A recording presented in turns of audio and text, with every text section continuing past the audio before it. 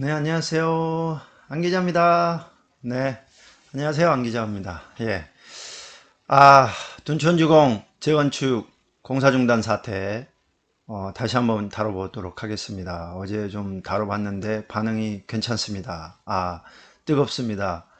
1,000명이, 넘었습니다. 시청해주신 분들 감사하고요.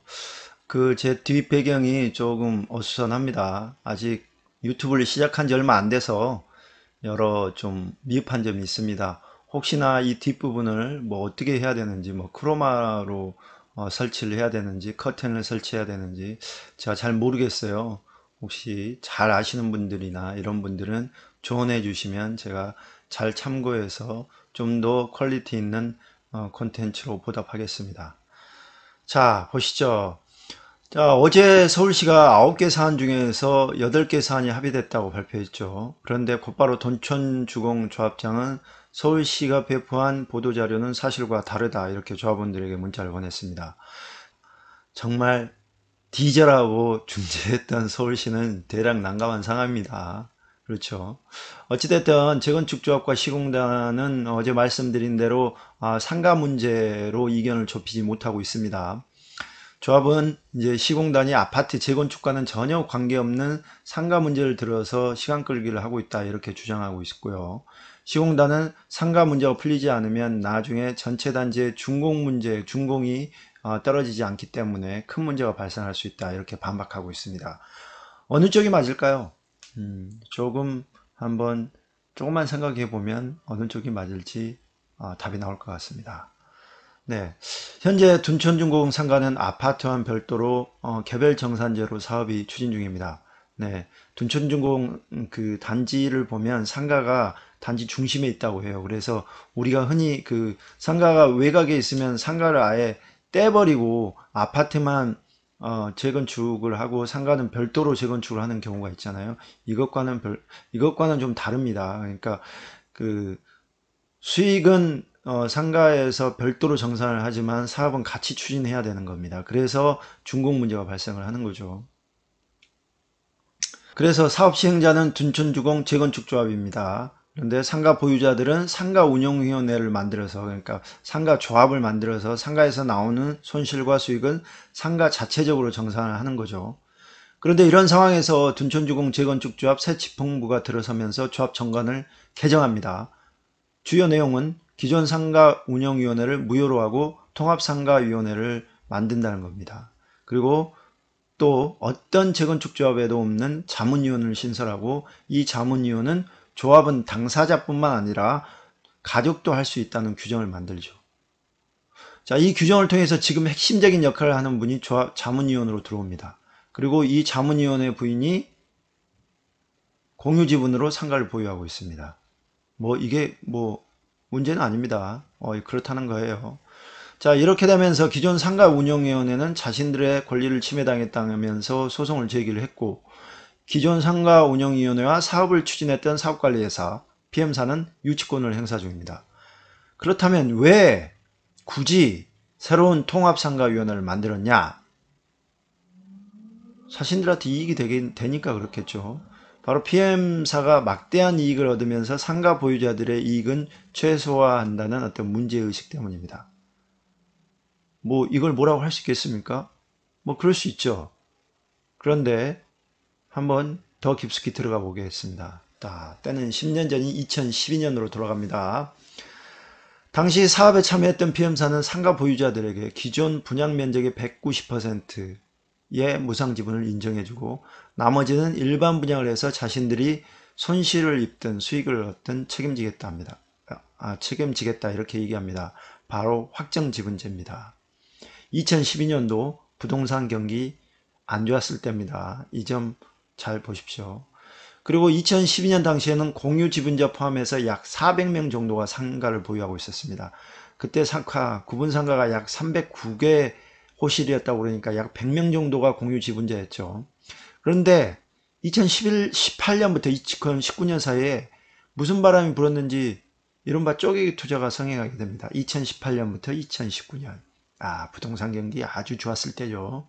둔촌주공 이제 재건축 사업 이제 거의 이제 번개되고 올랐을 때죠. 그리고 상가 보유자는 400명에서 530명으로 불어나게 됩니다. 자, 말씀드렸지만 상가의 경우에는 공유 지분자들이 각자 상가를 받을 수 없습니다. 상가 한 채당 조합원은 한 명이고 한 개의 상가만 주어집니다. 그런데 왜 이렇게 투자자들이 들어왔을까요? 나중에 상가가 지어져도 독립적인 권리 행사가 불가능합니다. 현재 조합원은 287명이라고 합니다.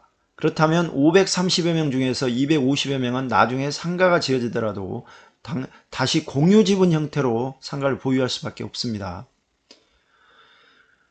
자, 그런데 새상가 운영위원회는 상가 조합원들에게 무상 지분율을 270%까지 줄 수 있다고 얘기하고 있다고 합니다. 기존에는 190%, 그런데 270%까지 무상 지분율을 높이겠다는 거죠. 이렇게 되면 어떻게 될까요? 무상 지분율이 190%였을 때는 기존 분양 면적이 20평이라면 38평을 받을 수 있습니다. 전용 면적으로는 절반 정도니까 19평 정도죠. 이걸 3명이 들고 있다면 쪼개기도 힘듭니다. 6평 정도 쪼갤 수 있겠네요. 그런데 지분율이 270%가 되면 기존 분양면적이 20평이면 54평을 받을 수 있고 3명이면 18평, 전용 면적으로는 9평씩 나눠 가질 수 있습니다. 쪼갤만 하죠. 네. 그러니까 나중에 상가 새로 지어지면 뭐 한 30평, 전용 면적 30평짜리를 3개로 쪼개서 9평, 9평, 9평 이렇게 나눌 수 있는 거죠. 자, 조합원들이 자신들의 이익을 극대화하는 건 당연합니다. 그런데 기존에 정상적으로 맺어지는 계약을 무효하면서까지 이제 한다고 그러면 문제가 발생을 하겠죠. 자, 10년 동안 상가 소유자들을 대신해서 사업을 진행해왔던, 돈 투입하고 시간 투입했던 PM사 입장에서는 그동안 투입한 노력과 비용을 보상받아야 합니다.